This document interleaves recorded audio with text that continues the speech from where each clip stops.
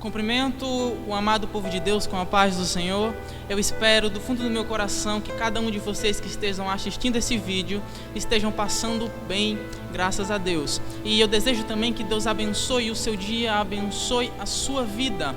Como os irmãos já sabem, já viram também, eu fui submetido pelo pastor Ignaldo, pastor da Igreja Assembleia de Deus em Carira, para trazer uma mensagem para todos nós, uma mensagem reflexiva, uma mensagem para nossa reflexão. E sem mais delongas, sem mais enrolação, já gostaria de ler o texto base que eu vou usar nesta mensagem, que se encontra no Evangelho de Marcos, capítulo de número 10, do verso 46 ao verso 52. Marcos 10, 46 ao 52, que diz: E eles chegaram a Jericó, e saindo ele de Jericó com seus discípulos, e um grande número de pessoas, Bartimeu, o cego filho de Timeu, estava assentado ao lado da estrada, mendigando.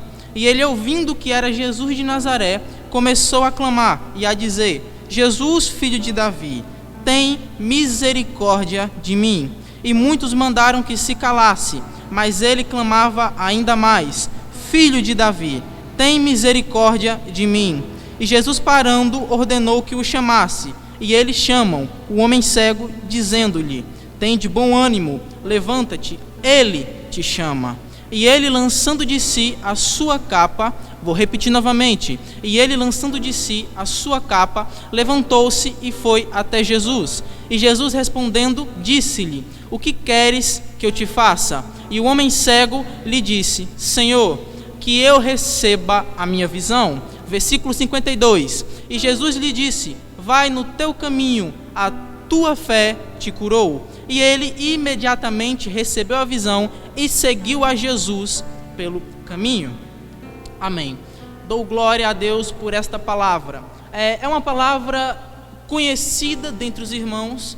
Essa história vai narrar a cura de um cego Bartimeu, filho de Timeu. E é bem verdade que o texto a qual eu escolhi para ler essa palavra é no Evangelho de Marcos. Obviamente, esta palavra passa também em outros evangelhos, nos evangelhos sinóticos, Mateus, Marcos e Lucas. Sinóticos significam iguais. Então, essa mensagem passa nos outros 3 evangelhos, mas cada palavra tem algo de interessante ou tem algo de diferente, mesmo em que a história seja igual. Como, por exemplo, o Evangelho de Marcos e o Evangelho de Mateus vão dizer que Jesus realiza este milagre saindo de Jericó. Mas o Evangelho de Lucas vai dizer que Jesus cura o cego entrando em Jericó. O Evangelho de Mateus e de Marcos dizem que Jesus está saindo. O Evangelho de Lucas diz que Jesus está entrando. Então muitas pessoas gostam de pegar essa parte e dizer: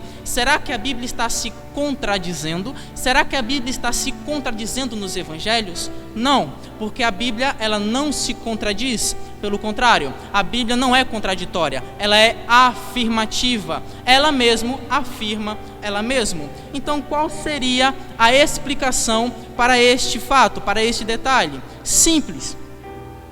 Existiam 2 cidades chamadas Jericó. Uma Jericó antiga, que segundo alguns arqueólogos e historiadores estudiosos, dizem que essa Jericó é uma das cidades mais velhas do mundo, cerca de 10 mil anos. E existia outra Jericó, chamada Jericó Herodiana. Herodiana vem de Herodes, a cidade que Herodes construiu, as cidades que Herodes fez, a cidade onde morava Zaqueu, o cobrador de impostos. Então existiam 2 cidades, uma Jericó antiga e uma Jericó moderna. E essas cidades eram interligadas por uma estrada essa que era utilizada como rota comercial pelos comerciantes. E essa estrada ligava uma cidade à outra. Então isso já explica o porquê de 2 evangelhos dizer que Jesus estava saindo e um evangelho dizer que Jesus estava entrando. Tudo isso é ponto de vista. Eles estavam vendo Jesus saindo, mas Lucas quis narrar que Jesus estava entrando na Nova Jericó. A Bíblia não se contradiz, a Bíblia ela é afirmativa. Antes de entrar no texto, eu gostaria de compartilhar um pouco sobre os evangelhos. o que os evangelhos tentam enfatizar para nós. Simples. O evangelho de Mateus tenta enfatizar o Cristo como o Messias prometido no Antigo Testamento. O evangelho de Lucas enfatiza a vida e o ministério de Jesus. O evangelho de João defende e enfatiza Jesus como o Deus vivo. E o evangelho de Marcos, que é o livro a qual eu escolhi, enfatiza ações e a vida ministerial de Cristo. O evangelho de Marcos, eu costumo chamar o evangelho de evangelho imediato. Por quê? Porque do capítulo 1 ao capítulo 11, tudo acontece imediatamente. Como assim? Por exemplo, imediatamente Jesus entrou no barco e foi para o outro lado. Imediatamente Jesus curou. Imediatamente Jesus o salvou. Imediatamente Jesus pregou. Imediatamente Jesus realizou milagres. Do 1 ao 11, tudo acontece imediatamente. Por isso eu costumo chamar do evangelho de Marcos de evangelho imediato, porque tudo acontece imediatamente.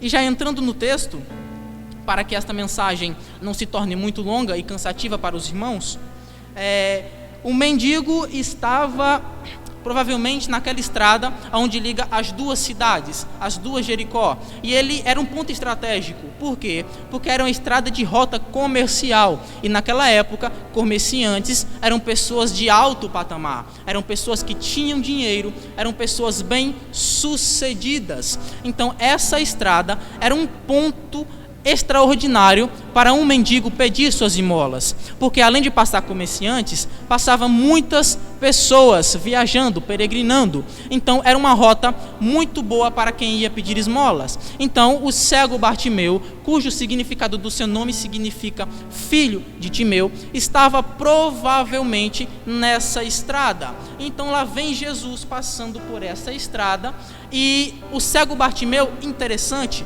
é que a Bíblia vai dizer que o cego escutou que era Jesus. O cego não enxergava, porque a sua deficiência física era a cegueira. Mas aquele cego não precisou enxergar para saber que era Jesus. Ele apenas escutou. Só que um fato mais interessante ainda é: Jesus não estava sozinho. Uma multidão estava acompanhando Cristo. E a multidão não estava acompanhando calado. A multidão estava acompanhando fazendo barulho. Por quê? Porque todo mundo queria conversar, todo mundo queria dialogar com o Rei dos Reis. Então aquela multidão vinha fazendo barulho. Então como o cego conseguiu escutar que era Jesus no meio daquela multidão? Porque aquele cego, ele não tinha visão física, mas a visão espiritual daquele homem era perfeita.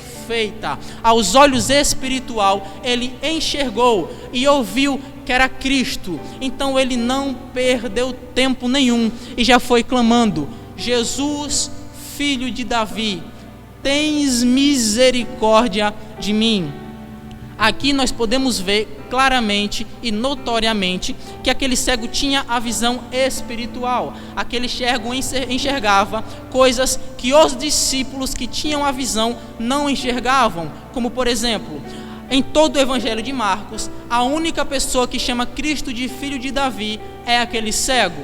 E o que tem eu chamar de Cristo filho de Davi? Simples. Se eu chamo Cristo de filho de Davi, eu estou reconhecendo que ele veio da linhagem de Davi. E se eu reconheço que ele veio da linhagem de Davi, eu reconheço também que ele é o Messias, que ele é o Cordeiro. E se eu reconheço que Cristo é o Cordeiro, eu também reconheço qual é a missão que ele veio fazer na terra. Então tudo isso aquele cego enxergou, coisas que os discípulos que andavam com Jesus não enxergavam, porque outrora antes, capítulos antes, se os irmãos tiverem a curiosidade de olhar em casa, capítulo antes, 2 discípulos vão até Jesus e perguntam: Jesus, no teu reino, na tua hora de ficar glorioso, eu posso sentar à sua esquerda e o outro senta à tua direita? Verdadeiramente, aqueles discípulos não tinham entendido qual era a missão de Cristo aqui na terra. E aquele cego que não tinha a visão física, ele enxergou tudo isso, porque o mais importante não é ter a visão física, e sim ter a visão espiritual. Aquele cego enxergou coisas que os discípulos de Jesus não tinham enxergado. Amém. Aquele cego então clamou a Deus: Jesus, filho de Davi, tenha misericórdia de mim. Então, rapidamente, como os irmãos são conhecedores da Bíblia e os irmãos conhecem muito esse texto, essa história, que até tem um hino na harpa contando essa história, filho de Davi, os irmãos sabem que ao clamar, vieram umas pessoas mandando para que aquele cego se calasse. Por que essas pessoas vieram até ele para que ele se calasse? Algumas pessoas vão achar isso meio que errado, só que para aquela época isso era mais do que comum. Aquela época isso acontecia bastante. Sabe por quê? Nós temos que entrar agora no contexto histórico e cultural daquela época. Então vamos voltar a mais de 2000 anos atrás. Naquela época de Jesus, as pessoas com quaisquer deficiência física não tinham nenhum tipo de oportunidade pela população, não tinha nenhum tipo de oportunidade pela sociedade, seja para se expressar politicamente ou se expressar culturalmente. Essas pessoas não tinham a oportunidade de se expressar, seja qual for a necessidade ou a dificuldade física dessa pessoa, desde uma pessoa que não anda, desde uma pessoa que não enxerga, desde uma pessoa que não fala, desde qualquer tipo de deficiência física, essa pessoa não tinha oportunidade na sociedade. Então, por isso que eles vão até o cego e manda para que o cego se cale, porque aquele cego não tinha oportunidade pela sociedade. Mas o que era que o cego queria? O cego queria chegar na presença de Jesus. Mas a sociedade deixou? Não. O que foi que a sociedade fez? Quis interromper o clamor daquele cego. A sociedade quis calar aquele cego. Porque outro fato também, naquela época, um cego interromper uma pessoa com certa popularidade era considerada um intrometimento. Ou seja, Jesus era essa pessoa com certa popularidade e o cego era o deficiente físico, e o cego queria falar com Jesus, que tinha uma certa popularidade. Por isso que as pessoas não deixaram, porque achavam que aquele cego estava atrapalhando o caminho de Jesus, estava atrapalhando a missão com a qual Jesus veio fazer na terra. Então a sociedade que estava ali não deixou aquele cego ir até Jesus. Só que você pensa que aquele cego parou de clamar na primeira vez? Parou de clamar só porque disseram não? Você acha que aquele cego parou de aceitar a Jesus só porque disseram não? Você acha que aquele cego parou de vir à igreja só porque disseram não? Você acha que aquele cego parou de louvar só porque disseram não? Pelo contrário, quanto mais disseram não, quanto mais repreenderam, mais ele clamava em alta voz. Então ele clama novamente: Jesus, filho de Davi, tenha misericórdia de mim. Nós já podemos tirar uma reflexão para nós. Não é só porque nós ouvimos um não que nós não devemos vir mais para a igreja. Não é só porque nós ouvimos um não que nós não devemos mais cantar no grupo. Não é só porque nós ouvimos um não que não devemos mais trabalhar na obra. Pelo contrário, quanto mais não você escuta, mais você trabalha. Quanto mais não você escuta, mais você cresce. Quanto mais repreendido você é, mais você aprende. Glória seja dada a Jesus. Então aquele cego clamou novamente: Jesus, filho de Davi, tenha a misericórdia de mim. Então os irmãos são conhecedores que neste momento Cristo faz questão de parar a multidão para chamar aquele cego. Cristo para a multidão e diz: opa, tem alguém clamando a mim. Opa, tem alguém que está clamando o meu nome. Opa, tem alguém pedindo por misericórdia. Opa, tem alguém falando do meu nome. Tem alguém precisando da minha ajuda. Então para todo mundo aqui, porque eu vou chamar aquele cego até a minha presença. Observe, Cristo parou toda a multidão por causa de uma pessoa que estava clamando. Eita glória! Eu já quero liberar uma palavra para você. Cristo vai para toda a cidade, Cristo vai para todo o estado, todo o país, todo o continente, todo o mundo. Enquanto a igreja estiver clamando, Cristo vai fazer com que tudo pare para você continuar clamando. Aleluias! Então Cristo parou e mandou chamar aquele homem. Jesus fala: então manda ele vir até a minha presença. Manda ele vir agora.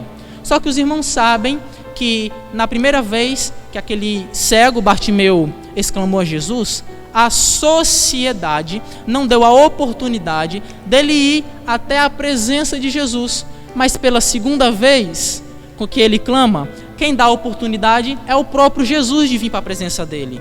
A sociedade não deu a oportunidade, Jesus deu a oportunidade. Sabe o que isso significa? Que a sua oportunidade não depende da sociedade, a sua oportunidade não depende do pastor, a sua oportunidade não depende de prefeito, não depende de governador, não depende de escola, não depende de diretor, não depende de prefeito nem de presidente. A sua oportunidade depende somente de Jesus de Nazaré. Aquele cego não teve oportunidade pela sociedade, mas veio Cristo e disse: a oportunidade quem dá não é vocês, quem dá sou eu. Manda ele vir até a minha presença. Então rapidamente foram chamar aquele cego, e quando chegaram até o cego, lhes disseram: tem de bom ânimo, porque o mestre te chama.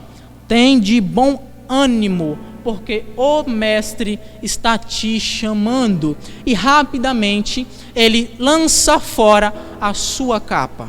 Ora, se eu lanço fora algo de mim, é porque não serve mais para mim. Todos concordam? Se eu pego este celular e lanço ele fora, eu estou dizendo para todo mundo que este celular não serve mais para mim. Eu estou dizendo que eu não preciso mais desse celular. Então é praticamente isso que o cego Bartimeu está fazendo com a sua capa. Ele tirou a capa e jogou a capa fora. Ele está dizendo: essa capa para mim não serve. Essa capa, para mim, a partir de agora, não vou usá-la. Essa capa, para mim, não tem serventia nenhuma. Tá, mas o que a capa simboliza para um mendigo naquela época? Simples. Todos nós sabemos que uma capa, ela sempre simboliza alguma coisa. Quantos aqui tiveram a oportunidade de ir no julgamento e viram que ao julgar o juiz bota uma capa? Aquela capa que ele bota simboliza poder, simboliza palavra, simboliza autoridade.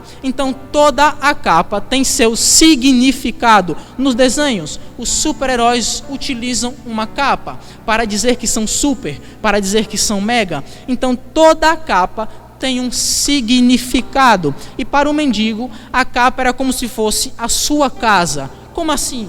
Uma capa ser uma casa? Exatamente. Para um mendigo, para uma pessoa que vivia de esmola, a sua capa era como se fosse sua casa. Como assim? Vou te mostrar. Quando estava calor, quando estava de dia, o mendigo se cobria com a capa, se protegendo dos raios solares, evitando de queimar a sua pele. De noite faz muito frio. Então o que o mendigo faz? Se cobre com a sua capa para evitar de ficar congelado nas ruas. E quando o mendigo ia pedir esmolas, o mendigo botava a sua capa no colo e quem passava jogava as moedas no colo do mendigo. Então a capa servia para proteger do sol, a capa servia para proteger do frio e a capa também servia como recipiente para guardar as esmolas que ele recebia de toda a população. Então podemos se dizer que a capa é um instrumento essencial na vida de um mendigo. É a única coisa de valor, entre aspas, que aquele mendigo podia ter. Era a sua capa, que lhe protegia do sol, lhe protegia do frio e ainda guardava as suas moedas. Então a única coisa de valor que aquele cego tinha era uma capa, já que todo deficiente físico naquela época não tinha direito para trabalhar e também não tinha ajudo, não tinha nada do tipo. Então o único meio de sobrevivência daquele homem era pedindo esmolas. Então a sua capa era de extrema importância. Então por que, quando vieram dizer a ele que Jesus estava chamando, por que ele jogou algo de tão importante para ele fora? Por que ele jogou a capa dele fora? Porque se ele joga, ele está dizendo: eu não quero, não preciso, não vou usar mais. Mas a capa é importante para um mendigo. Então por que ele jogou a capa fora? Como eu falei no início, aquele mendigo não podia ter a visão física, mas a visão espiritual dele fazia com que ele enxergasse além. Ele sabia que toda e qualquer pessoa que tivesse o encontro com Jesus nunca mais voltaria a ser o que era antes. Ele sabia que se ele tivesse o encontro com Jesus, ele nunca mais ia voltar a pedir esmolas. Ele nunca mais ia voltar a se humilhar. Ele nunca mais ia voltar a passar vergonha. Ele nunca mais ia ficar sentado naquela estrada. Por isso que ele lança sua capa fora. Ele está dizendo: aquele que tem um encontro com Jesus nunca mais volta a ser o que ele era antes. Aleluia. Glorificado seja o nome do Senhor. Então o mendigo lança a capa fora e vai ter com Jesus. Chega na presença de Jesus, ele se ajoelha. Ele fica prostrado aos pés de Jesus. Isso significa autoridade e superioridade. O mendigo está embaixo, Jesus está em cima. Logo depois, Jesus salva o rico, o cobrador de impostos, Zaqueu, que estava em cima de uma árvore. Mas quando Jesus chega embaixo da árvore, Jesus diz: desça dessa árvore, você não é maior do que mim. Desça dessa árvore, saia daí de cima se quiser receber a salvação. Como o mendigo estava prostrado, Jesus está praticamente dizendo para o rico: para mim não tem a escala de maior ou menor. Para mim não tem essa escala rico, pobre. O pobre se ajoelhou, Zaqueu, você também tem que se ajoelhar. O pobre se curvou, Zaqueu, você também tem que se curvar. O pobre se prostrou, Zaqueu, você também tem que se prostrar diante da minha presença. Porque para mim não existe menor nem maior. É todo mundo alinhado. Glória seja dada ao nome de Jesus. Então aquele cego foi a presença de Jesus. Chegando lá, todos nós sabemos, porque lemos o texto, Jesus pergunta: o que tu queres? Pode ser até uma ignorância da parte de Jesus, mas não é. Logicamente, não preciso nem ser Deus para saber que aquele mendigo precisava e queria enxergar. Não preciso nem ser Deus para saber isso, que aquele mendigo queria enxergar. Quanto mais Jesus, que era homem e era Deus. Jesus já sabia que aquele homem queria a visão. Mas a pergunta de Jesus é proposital. O que queres? O que você quer? Jesus vai gerar naquele indivíduo uma forma de reflexão. Ele vai analisar se é realmente aquilo que ele quer para a vida dele. Ele vai analisar se é realmente aquilo que eu preciso. Porque tem muita gente que pede o que não precisa e deixa de pedir o que necessita. Exemplo disso, Atos 3. O coxo estava na Porta Formosa pedindo esmola. Vem André e João, passam pela Porta Formosa e aquele mendigo pede uma esmola. Aqueles homens eram conhecidos como homens usados por Deus. Eram conhecidos como homens que faziam maravilhas através de Deus. Mas o coxo pediu foi uma esmola. O coxo poderia ter pedido uma cura da parte do Senhor. Mas aquele coxo pediu foi dinheiro. Porque tem gente que pede o que não precisa e deixa de pedir o que necessita. Mas nesse caso aqui, Jesus pergunta: o que queres que eu te faça? Então aquele cego responde: Senhor, eu quero enxergar, meu Deus. Dai-me a visão física, Senhor. E Cristo diz: se levanta, vá em paz, pois a tua fé te curou. Cura no grego significa tanto como cura física ou também salvação. Ou seja, além da cura física, aquele cego obteve por intermédio de Jesus a sua salvação. Porque aquele que tem o encontro de Jesus, além de não voltar a ser o que ele era antes, ele ainda obtém a salvação por intermédio de Cristo. Após isso, no último versículo, versículo 52, está escrito: e Jesus lhe disse: vai no teu caminho, a tua fé te curou. E imediatamente recebeu visão e seguiu a Jesus pelo caminho. Novamente, versículo 52, só a primeira parte, para os irmãos entenderem. Jesus disse: vai no teu caminho. Jesus disse: vai no teu caminho. A parte final do versículo diz: e seguiu a Jesus pelo caminho. Jesus diz: vai no teu caminho, e Bartimeu segue a Jesus. Jesus não falou: Bartimeu, me siga. O que foi que Jesus disse? Vai no teu caminho, segue o teu caminho, Bartimeu. E Bartimeu começa a seguir a Jesus. Mas Jesus não mandou Bartimeu seguir ele. Jesus mandou: Bartimeu, se levanta, pega o teu caminho e vai embora. Bartimeu, você já está curado, está com a salvação. Pega o teu caminho e vai embora agora, Bartimeu. Só que Bartimeu começa a seguir Jesus. Eita glória!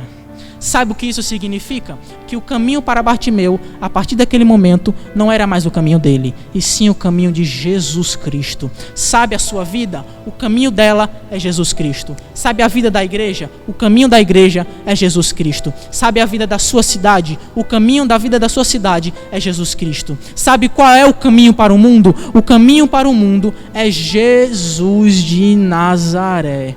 Aleluia. E aqui eu já encerro a minha participação. Eu espero que esta palavra tenha chegado aos corações das pessoas que estão assistindo. Lembrando que se você estiver assistindo em qualquer plataforma ou em qualquer rede social da igreja, peço que deixe seu like e compartilhe para que seus amigos ou entes queridos possam também ser edificados por essa palavra. E antes de encerrar, eu gostaria de fazer uma pequena oração agradecendo a Deus por essa palavra, por essa reflexão. Senhor, meu Deus e grandioso Pai, muito obrigado, Senhor, pela Tua palavra, Senhor. Faça com que ela, Senhor, entre no meu coração e no coração de quem esteja assistindo agora, Senhor. É isso que eu te peço e já te agradeço. Em nome de Jesus. Amém.